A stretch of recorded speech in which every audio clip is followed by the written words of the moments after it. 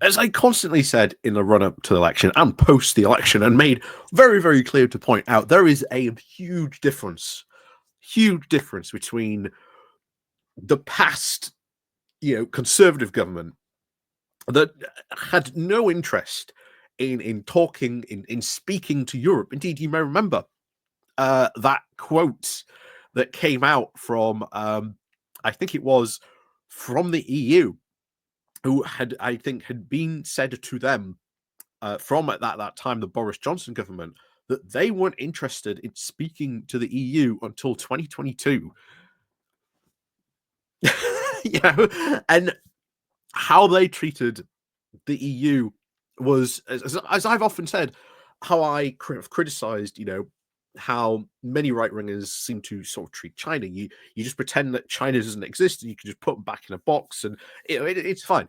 That's how we saw, honestly, the Brexiteer pretty much dominated view of Europe, that you could just ignore Europe, and just pretend it would be fine. But come around to now, we've got a Labour government. They are treating the EU as as it is there, as it is. They are taking it seriously. They are engaging with it.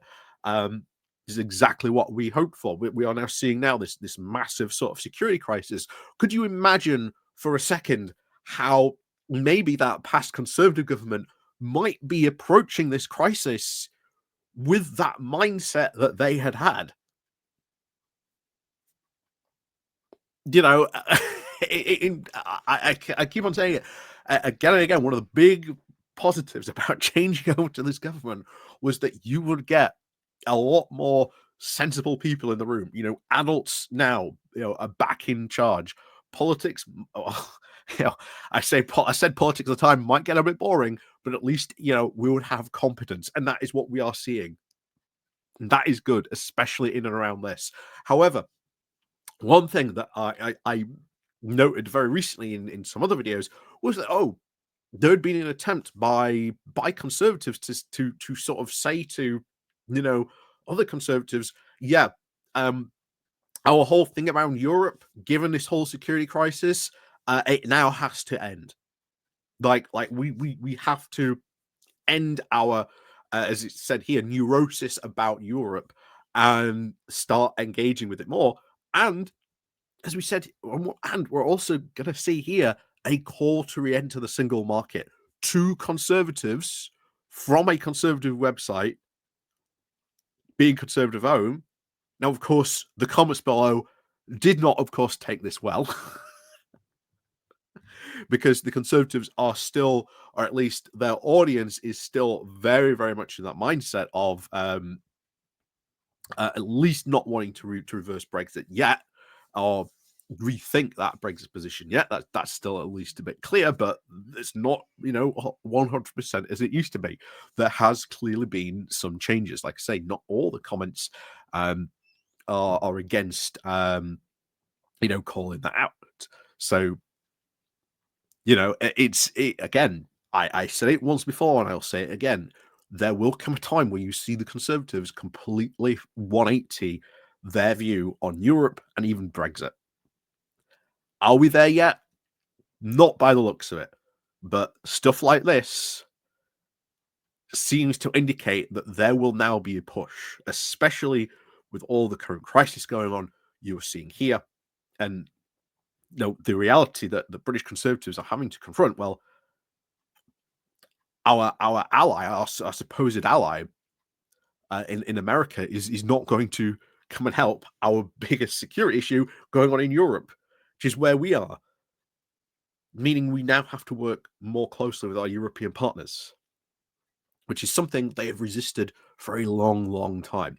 So we're going to see now, I think, how will they change their stance on this? What are they necessarily going to do? But this, I think, is a point where you are seeing, or having to see, Conservatives really sort of rethink their positions on Europe, the EU, the single market, the customs union, because Brexit has not turned out as many of the Brexiteers claimed that it would. So Before we do get on into this, please do remember to click on the like, share, and subscribe button down below. There are links to my Patreon page, the one-off donation link called Buy Me Coffee, where you can buy me coffee, the YouTube thank you button, and of course, as always, there's the Pony Club down below as well. So let's crack on then into this. Over on Conservative Home from David Willetts, the title of "To Thrive in a Post-Trump World, British Conservatives Must Now Conquer Their Neurosis About Europe." So, Friedrich Merz's early statements after his party came first in the Germans' elections are tough, fresh, and honest.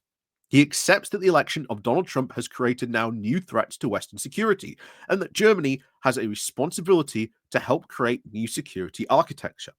Which again was good for him to see. I do really think that was good to see. A lot of us, I think, were worried. Maybe there would be a toning down because the ADF very pro Putin, but there's a lot of stuff being said that, because they took that stance and because all this stuff was happening in the run up to the German election, that actually hamstringed them in some cases. So, but it is good to see that they are still pursuing that they understand that threat, and they understand that, there has to be a new security architecture. That is good to see, at least said. He's, of course, very understandably angry about the interventions in German elections by the likes of J.D. Vance and at the Munich Security Summit. And, of course, he recognizes that Germany needs to transform its economic performance. Merz was first elected to the Bundestag back in 1994. I got to know him through a program of meetings to now enable the new CDU MPs to get to know new Conservative MPs for the new 1992 intake, such as myself. He was very ambitious, smart, and interested in example the Thatcherite reforms that were, quote, transforming Britain's economy. Now, he will be looking to France and the UK as partners in creating both new systems of European security and robustly now supporting Ukraine. That is a striking contrast with now the American president, who appears to now back Russian lies about Ukraine, deploy tariffs to try and take key economic policies that he does not wish to fund, research about climate change either. Britain should still play a very constructive role as a bridge between America and Europe, but Brexit makes that harder. This whole transatlantic bridge, aka the special relationship, as it's often called, they've tried to stop calling it that and call it the transatlantic bridge. With Donald Trump certainly in there, this bridge does not exist. The second, like I say, Biden did a lot to try and rebuild that bridge, but even then, it was very clear that this bridge was split between one going to the UK and one going into Europe, like that. That was very, very clear. Now that bridge has basically been collapsed massively by the Trump administration. And you need to seriously rethink that. You need to seriously rethink all that. And that means having to rethink, as he's marked to make the case here, to remake the case for Europe and how conservatives should now think about Europe, that they can't just ignore Europe and pretend it doesn't exist. So, in his excellent column on net zero last week, Peter Franklin referenced in passing to the, quote, Ramona left. This caricature of Remainers is now worth investigating as is now key to the problems facing the Conservative Party as it now navigates these extraordinary divisions between Europe and America. The assumption that the EU is a socialist project and supporting it as a left-wing position is surprisingly widespread amongst American conservatives. One reason for their hostility to the EU is at least one reason for their hostility to the EU. There are, of course, British conservatives who believe that too. This matters, of course, for the future of the party, as it now makes it very harder to include Remainers in the party and to win support for Remain voters. Again, very true. You see this in the polls right now. Like, this has been massively reflected in the polls. They know, and a lot of conservatives aren't willing to really yet admit, a lot of their lost support came from their very hard Brexit stance. and that a lot of their voters have gone to the Lib Dems because they want a more pro-European party. They want that stance. So it is basically saying, hey, look, you need to fundamentally rethink your stance on Europe. This is what the key is. I say I don't think the party is there yet, but you are now slowly starting to see more of these conservatives come out and say, hey, guys, we need to rethink our stance on Europe. We need to, not saying what exactly they should be doing yet, but coming out and saying, we need to rethink our stance. We need to rethink our stance. Trying to start that conversation. Yeah, we'll see how this develops, certainly over the coming years. Yet he continues, the latest polls show that we are now up to 55% of people who think that leaving was a mistake and 30% who think it was right. This is partly younger people who have now lost the most, now gradually replaced, now the over 55s who voted 60-40 to leave. The Conservative Party needs to find a way to engage with and respect those voters who regret Brexit. And again, basically saying, you can't ignore all those Remain voters. You can't ignore all that Brexit regret. You can't just ignore them because it's a massive chunk of voters. You are just saying, we ain't interested in trying to help you out. So the Conservative fear about a left-wing EU goes all the way back to Margaret Thatcher's warning in a Bruges speech of 1988. That Britain would fight attempts to introduce collectivism and corporatism at a European level. There was a genuine, understandable fear that Jacques Delors was going to use the power of the EU to bring back the labour regulations, which she had spent 10 years cutting back. But he didn't, because the Conservatives won that argument in Europe, as often we did. Again, well worth remembering that lots of Conservatives don't seem to like to admit that the EU sided a lot with them. Like, all the times we were in court cases in Europe, I think the UK only lost like 6 times in the entire 40-year span. 6 times we only lost. I think it was like, what, 30 plus something cases I think we were involved in. That's a pretty good batting average, quite frankly. Anyway, back to this. So all these major increases in labour market regulation have since come from domestic policies. Notably, of course, the minimum wage, which Conservatives significantly boosted. Another reason for this misconception was all the regulation to enable Thatcher's single market to work.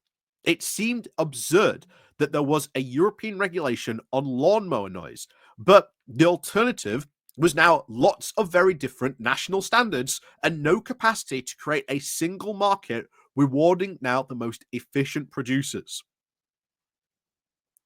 Which is, again, why Conservatives misunderstand why you need regulation, why regulation is good on that. Like, oh my God, European regulation on lawnmower noise? Well, yeah. You know, you are rewarding the most efficient producers. Advantage of the single market right there. And there was, of course, probably too much regulation and not enough mutual recognition of different standards. But it was to create an open and free market, which is what it did. And numerous times we have talked about this fact that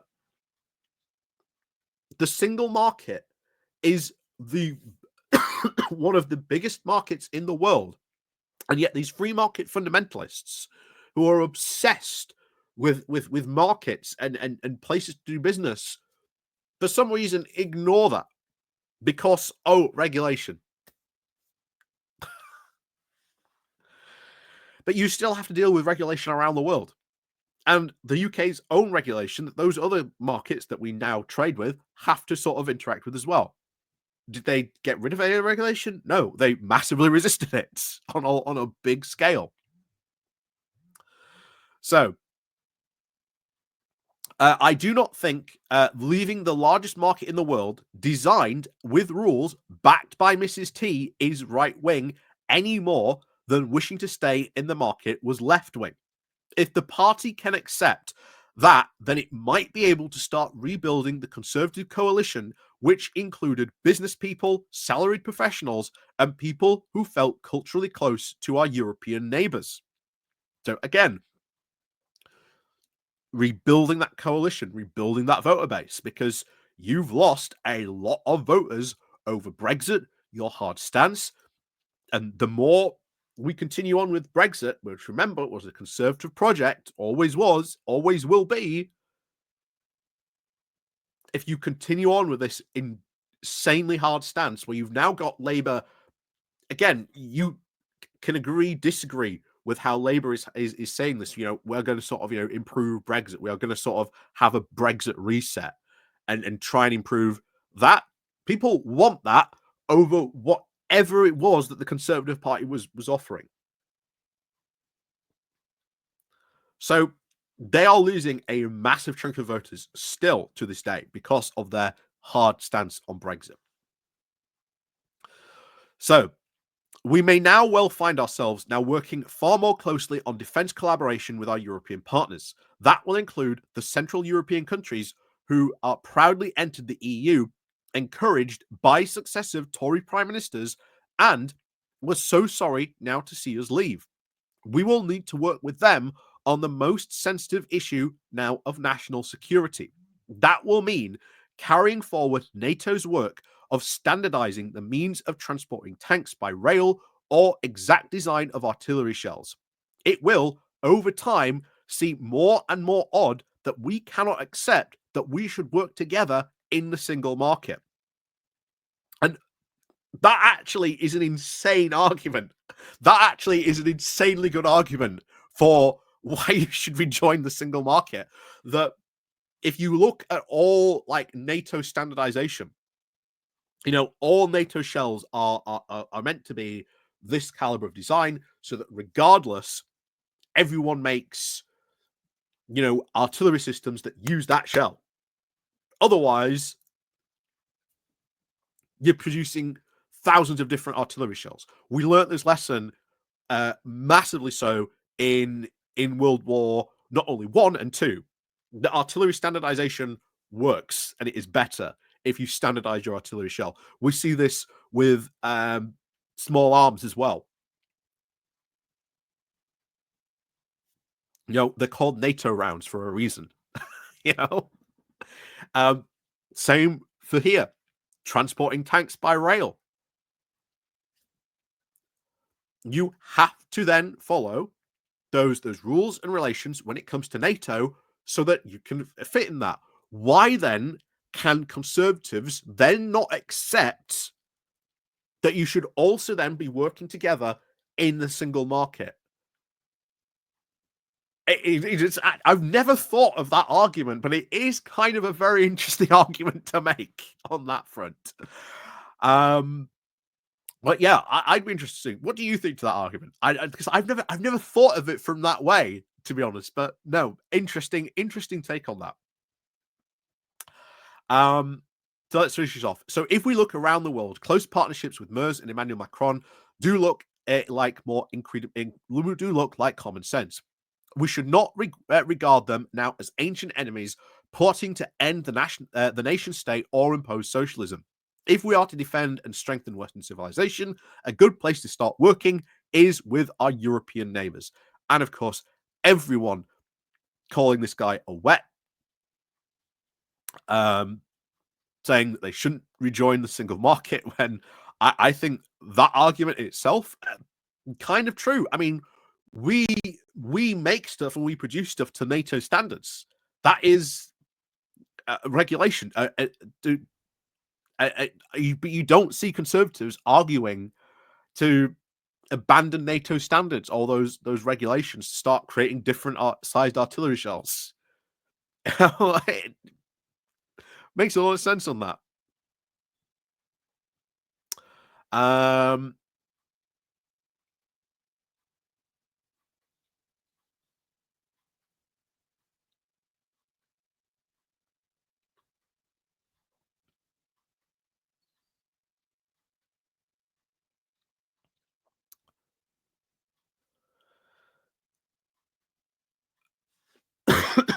Yes, someone said here, terrific stuff. I think the Conservative Party is seeking was replaced by reform. Um, New look, and reform is also going to have to face these arguments as well. That same argument applies, and you can't just ignore Europe. And if like this is what I always say. If reform ever do win, which again they will never ever win, um,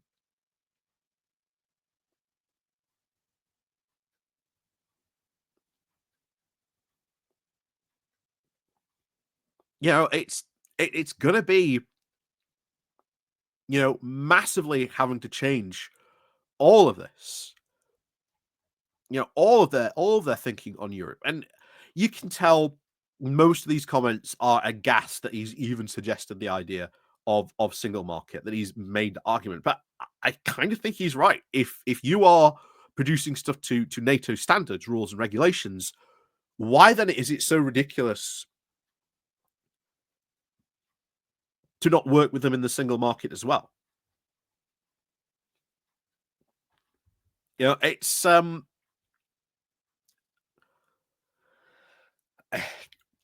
it's an argument I've never thought of. I've never considered it that way. But yeah, I think he's right on that. But yes, you are now starting to see more conservatives, especially in the past couple of weeks, saying, "Hey guys, shouldn't we rethink our like you know relationship with Europe, our stance on Europe?"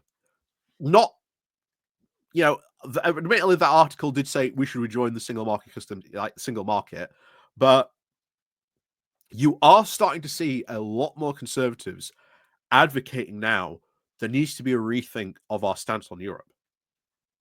How far they are willing to go, we'll see. But hey, it's an interesting start to what will probably be one day a U-turn, not only in regards to Europe, but also in regards to Brexit, probably down the line as well.